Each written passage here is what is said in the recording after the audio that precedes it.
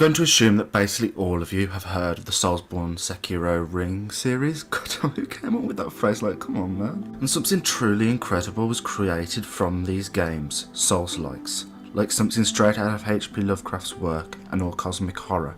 The fans gained insight and eyes on the inside, helping to cultivate an entire genre of games. And in today's video, we will be talking about the best Souls-like ever created. So sit back, relax, grab some popcorn, and enjoy. While there are many incredible Souls-likes out there, like Neo, Thamisia, Cuphead, and Mortal Shell, but in my opinion, there is one that stands above all others. A game whose experience are only rivaled by the Soulsborne Sekiro Ring games themselves. And this absolute masterpiece that plays at the end of every palace in Persona 5. I am of course talking about Hollow Knight. If I had to describe Hollow Knight in one word, it would be beautiful. There is a certain melancholy beauty to Hollow Knight's world, Hollownest, an ailing land consumed by a Lovecraftian plague, filled with sentient bugs of all shapes and sizes. And not to mention the absolutely incredible hand-drawn art style. It adds an extra layer of beauty to an already beautiful game. And what's even better, Hollow Knight is available on all platforms for £15.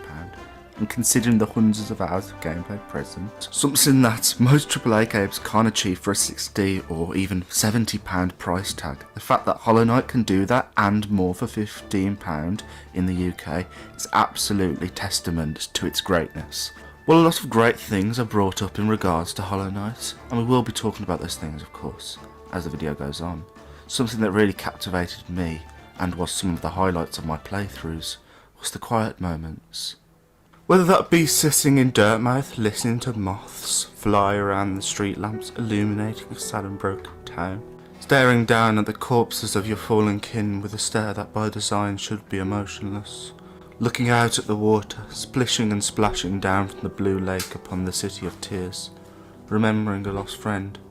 These encounters are one of Hollow Knight's best elements. It allows a time of quiet and an opportunity to reflect. On multiple occasions I've simply sat next to one of the big windows of the City of Tears, wondering and reflecting of things that could have been and how things could have been different. It's a feeling that I honestly haven't felt anywhere except some of the parts of the Soulsborne Sekiro Ring games, which in of itself shows Hollow Knight's greatness. I implore you to take a moment and experience one of these quiet moments. Whether it's your first or 50th playthrough, it's an experience that I will cherish for a long, long time to come. Combat is at the heart of the Soulsborne Sekiro Ring games and is an iconic and integral part of their design. Hollow Knight is certainly no exception. While it can be deceiving at first glance with Hollow Knight being a 2D game, I dare say it is just as enthralling as FromSoftware's games, with a variety of spells, charms, skills, weapons and so much more. Let's start with the weapons. The weapons we wield inside of Hollow Knight is known as the Nail, an ancient weapon used by the bugs of Hollownest, perhaps given to us long ago by our elusive father, though time has turned the nail to a fragment of its former self. Although saying that, a certain smith can help you repair it to its former glory, to the pure nail. And although there is only one weapon like Sekiro, this is actually a great feature. Instead of having to spend multiple hours on a variety of weapons, Team Cherry, a team of 3 people with this feature, was able to pour their time into one weapon and truly perfect it. And going even further into it, the combat is where its Souls-like nature shines very brightly, with the same dance that I love from the FromSoftware games. I think the best piece of combat within Hollow Knight has to be the Pantheons. They are truly masterpieces. My favourite had to be Pantheon 4, most likely because it was the one I spent the most time attempting, with an epic conclusion with the Pure Vessel, which is in fact our character's sibling and someone we have indeed faced before, just in a different place and situation. And although Pantheon 4 is my favourite, I think if I manage to beat Pantheon 5 and get to that very end bit where there's those amazing bosses, that might become my favourite. But I don't know yet because I haven't managed to beat Pantheon 5. It's draining my soul. Charms are something quite unique to Hollow Knight. The only real comparison I can think of inside of FromSoftware's games would be Bloodborne, with its wide variety of blood gems. And while there is not as many charms as there are blood gems, it is made up for by the depth of these charms. Some make you swing your nail faster, some like quick focus allows you to focus quicker, and while these are cool, the truly amazing charms come from the combos. Something that is truly amazing that is unique to Hollow Knight would be the ability to combine different charms, of your choosing of course, for a variety of effects. My favourite has to be combine the Weaver's Song charm, which spawns a legion of cute spiders, and the Grub Song, which gives you soul when hit. Now on their own, they are super cool. I love the spawning charms, and Little Grimchild will always have a place in my heart, always. But together, given that the Weaver spiders don't take damage combined with the Grub Song, it produces an insane amount of soul, as every time the spider collides with an enemy, it gives a crazy amount of soul, which is honestly, I use it all the time combined with Grimchild because they're just the best. And this isn't just a one-time scenario either. There are a lot of fun and cool combos. Hell, some even change fundamental spells, which in of itself is super cool.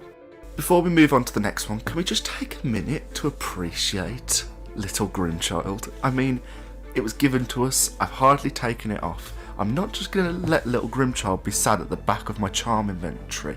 I'm sorry, you can go do that, but in my little multiverse, Little Grimchild's always attached to my charm belt or whatever. And Little Grimchild becomes even more amazing after you beat Nightmare King Grim, which in of itself is a really insanely hard boss. But I did beat him, or it, or I'm not sure on its gender. And plus, its final form just looks super badass. Like, I mean, you can argue with me in the comments, I'm not really sure on the community standpoint on Grimchild, but anyone who says something about Little Grimchild, no, I'm not going to be happy. Plus, I promise this is the last thing I'm going to say about Grimchild.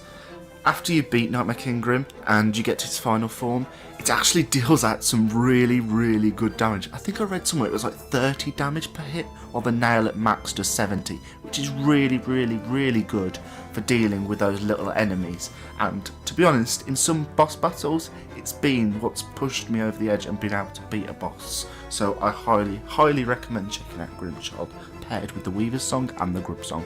As a Metroidvania, Hollow Knight follows the game design of obtaining skills and abilities, then being able to progress through the world with said abilities. To a degree, FromSoftware's games do sometimes follow this format, adding certain areas behind the abilities. Like the Tonsil Stone from Bloodborne, the Doll from Dark Souls 1, and the Medallions from Elden Ring, the abilities are as follows: the Mothwing Cloak, the Mantis Claw, the Crystal Heart, the Monarch Wings, Isma's Tear, Sting of Dreams, Dream Gates, Dark Cloak, and finally World Perception. Not to mention the spells like Vengeful Spirit, Desolate Dive, and Hailing Wraiths.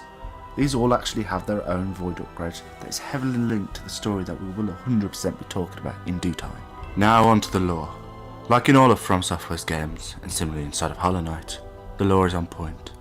You, the player character, are a being born of the worm, a being that once it shed its form, becoming the Pale King, giving sentience to the bugs and forming Hollow Nest.